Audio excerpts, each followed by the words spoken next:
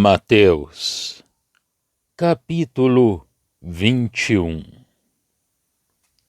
E quando se aproximaram de Jerusalém e chegaram a Betfagé, ao Monte das Oliveiras, enviou então Jesus 2 discípulos, dizendo-lhes: Ide à aldeia que está defronte de vós, e logo encontrareis uma jumenta presa e um jumentinho com ela.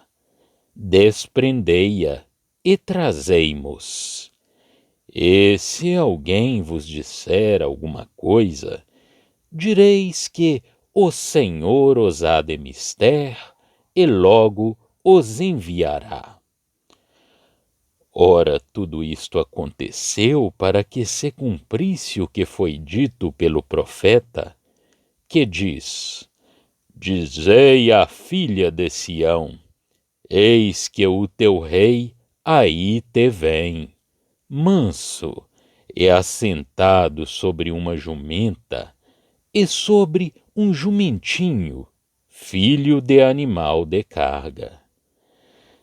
E indo os discípulos, e fazendo como Jesus lhes ordenara, trouxeram a jumenta e o jumentinho, e sobre eles puseram as suas vestes, e fizeram-no assentar em cima. E muitíssima gente estendia suas vestes pelo caminho, e outros cortavam ramos de árvores e os espalhavam pelo caminho. E a multidão que ia adiante e a que seguia clamava, dizendo: Hosana ao filho de Davi, bendito o que vem em nome do Senhor, hosana nas alturas. E entrando ele em Jerusalém, toda a cidade se alvoroçou, dizendo: Quem é este? E a multidão dizia: Este é Jesus, o profeta de Nazaré da Galileia. Entrou Jesus no templo de Deus, e expulsou todos os que vendiam e compravam no templo, e derribou as mesas dos cambistas e as cadeiras dos que vendiam pombas. E disse-lhes: Está escrito: A minha casa será chamada casa de oração, mas vós a tendes convertido em covil de ladrões. E foram ter com ele no templo cegos e coxos, e curou-os. Vendo então os principais dos sacerdotes e os escribas as maravilhas que fazia, e os meninos clamando no templo: Hosana ao filho de Davi, indignaram-se, e disseram-lhe: Ouves o que estes dizem? E Jesus lhes disse: Sim, nunca lestes: pela boca dos meninos e das criancinhas de peito tiraste o perfeito louvor? E deixando-os, saiu da cidade para Betânia, e ali passou a noite. E de manhã, voltando para a cidade, teve fome. E avistando uma figueira perto do caminho, dirigiu-se a ela, e não achou nela senão folhas. E disse-lhe: Nunca mais nasça fruto de ti. E a figueira secou imediatamente. E os discípulos, vendo isto, maravilharam-se, dizendo: Como secou imediatamente a figueira? Jesus, porém, respondendo, disse-lhes: Em verdade vos digo que, se tiverdes fé e não duvidardes, não só fareis o que foi feito à figueira, Mas até se a este monte disserdes: ergue-te e precipita-te no mar, assim será feito. E tudo o que pedirdes em oração, crendo, o recebereis. E chegando ao templo, acercaram-se dele, estando já ensinando, os príncipes dos sacerdotes e os anciãos do povo, dizendo: com que autoridade fazes isso? E quem te deu tal autoridade? E Jesus, respondendo, disse-lhes: eu também vos perguntarei uma coisa. Se me disserdes, também eu vos direi com que autoridade faço isto. O batismo de João, de onde era? Do céu ou dos homens? E pensavam entre si, dizendo: se dissermos do céu, ele nos dirá: então por que não o crestes? E se dissermos dos homens, tememos o povo, porque todos consideram João como profeta. E respondendo a Jesus, disseram: não sabemos. Ele disse-lhes: nem eu vos digo com que autoridade faço isto. Mas que vos parece? Um homem tinha 2 filhos e, dirigindo-se ao primeiro, disse: filho, vai trabalhar hoje na minha vinha. Ele, porém, respondendo, disse: não quero. Mas depois, arrependendo-se, foi. E dirigindo-se ao segundo, falou-lhe de igual modo e, respondendo ele, disse: eu vou, Senhor. E não foi. Qual dos 2 fez a vontade do Pai? Disseram-lhe eles: o primeiro. Disse-lhes Jesus: em verdade vos digo que os publicanos e as meretrizes entram adiante de vós no reino de Deus. Porque João veio a vós no caminho da justiça, e não o crestes. Mas os publicanos e as meretrizes o creram. Vós, porém, vendo isto, nem depois vos arrependestes para o crer. Ouvi ainda outra parábola. Houve um homem, pai de família, que plantou uma vinha e circundou-a de um valado e construiu nela um lagar. E edificou uma torre, e arrendou-a a uns lavradores, e ausentou-se para longe. E chegando o tempo dos frutos, enviou os seus servos aos lavradores para receber os seus frutos. E os lavradores, apoderando-se dos servos, feriram um, mataram outro e apedrejaram outro. Depois enviou outros servos em maior número do que os primeiros, e eles fizeram-lhes o mesmo. E por último, enviou-lhe seu filho, dizendo: terão respeito a meu filho. Mas os lavradores, vendo o filho, disseram entre si: este é o herdeiro, vinde, matemo-lo e apoderemo-nos da sua herança. E lançando mão dele, o arrastaram para fora da vinha e o mataram. Quando, pois, vier o senhor da vinha, que fará àqueles lavradores? Dizem-lhe eles: dará afrontosa morte aos maus, e arrendará a vinha a outros lavradores, que a seu tempo lhe deem os frutos. Diz-lhes Jesus: nunca lestes nas Escrituras: a pedra que os edificadores rejeitaram, esta foi posta por cabeça do ângulo. Pelo Senhor foi feito isto, e é maravilhoso aos nossos olhos? Portanto, eu vos digo que o reino de Deus vos será tirado e será dado a uma nação que dê os seus frutos. E quem cair sobre esta pedra, despedaçar-se-á, e aquele sobre quem ela cair, ficará reduzida a pó.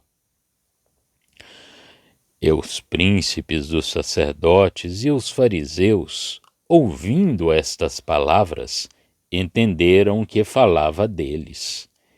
E pretendendo prendê-lo, recearam o povo, porquanto o tinham por profeta. Mateus, capítulo 21. Em seguida Jesus, dispondo de tudo que pertence a um povo de boa vontade, faz a sua entrada em Jerusalém como Rei e Senhor, de conformidade com o testemunho de Zacarias. Mas apesar de ali entrar como rei, último testemunho para a cidade amada, que para sua ruína ia rejeitá-lo, vem como um rei humilde e manso. O poder de Deus atua sobre o coração das multidões, e elas aclamam Jesus como rei, como filho de Davi, servindo-se das expressões do Salmo 118, que celebra o sábado milenial introduzido pelo Messias, devendo ser então reconhecido pelo povo. Este salmo é particularmente profético para o tempo da futura recepção do Senhor. É muitas vezes citado em relação com essa recepção. As multidões estendem os seus vestidos para prepararem o caminho do seu glorioso, mas humilde rei. Cortam ramos das árvores para lhe darem testemunho, e ele é conduzido em triunfo até Jerusalém, enquanto o povo exclama: Hosana ao filho de Davi, bendito o que vem em nome do Senhor, Hosana nas maiores alturas. Quão felizes seriam se seus corações tivessem sido transformados para conservarem esse testemunho pelo Espírito. Mas Deus, em sua soberania, dispunha os seus corações para prestarem esse testemunho. Ele não podia permitir que o seu filho fosse rejeitado sem o receber. E agora, o rei, mantendo totalmente a sua posição de humildade e de testemunho, vai passar tudo em revista. Aparentemente, são as diferentes classes do povo que vêm para o julgar e para o enredar, mas de fato, elas apresentam-se todas perante ele para receberem das suas mãos, umas após outras, o julgamento de Deus a seu respeito. É uma cena emocionante esta que se desenrola aqui, perante os nossos olhos. O verdadeiro juiz, o Rei Eterno, apresentando-se pela última vez ao seu povo rebelde, com o testemunho mais glorioso prestado ao seu poder e aos seus direitos, e eles vindo para o atormentarem e para o condenarem, levados pela sua própria maldade a desfilarem perante ele uns após os outros, expondo abertamente o seu verdadeiro estado para receberem seu próprio julgamento, sem que ele deixe por um instante sequer, a não ser na purificação do templo, antes de começar esta cena, a posição de fiel e verdadeira testemunha em toda a humildade na terra. Há duas partes a distinguir nesta narrativa. A primeira apresenta o Senhor no seu caráter de Messias e de Jeová. Como Senhor, ordena que ele seja trazido o jumento. Entra na cidade, segundo a profecia, como rei. Purifica o templo com autoridade. Às objeções dos sacerdotes, ele responde com o Salmo 8, que fala da maneira como o Eterno tira sua glória e estabelece os seus justos louvores pelos lábios das criancinhas. No templo, cura também a Israel. Depois o Senhor deixa-os, não podendo ficar na cidade, que já não podia reconhecer, mas ficando fora com o remanescente. No dia seguinte, por uma imagem notável, ele mostra a maldição que vai cair sobre o povo. Israel era a figueira do Eterno, mas atravancava a terra. Estava ornamentada de folhas, mas não produzia nenhum fruto. A figueira, julgada pelo Senhor, seca imediatamente.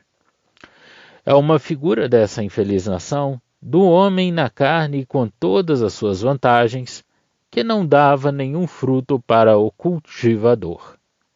Com efeito, Israel tinha todas as formas exteriores de religião. Era zeloso pela lei e pelas ordenanças, mas não dava fruto para Deus. Enquanto colocado sob a responsabilidade de o dar, isto é, sob a antiga aliança, nunca o dará. A rejeição de Jesus pôs fim a esta esperança. Deus atuará em graça sob a nova aliança, mas aqui não se trata disso. A figueira representa Israel, tal como se encontrava, o homem cultivado por Deus, mas em vão. Tudo estava acabado. Não duvido de que aquilo que o Senhor diz aqui aos discípulos a respeito de remover montanhas, sendo um grande princípio geral, se refere também ao que devia ter lugar em Israel por meio do ministério deles.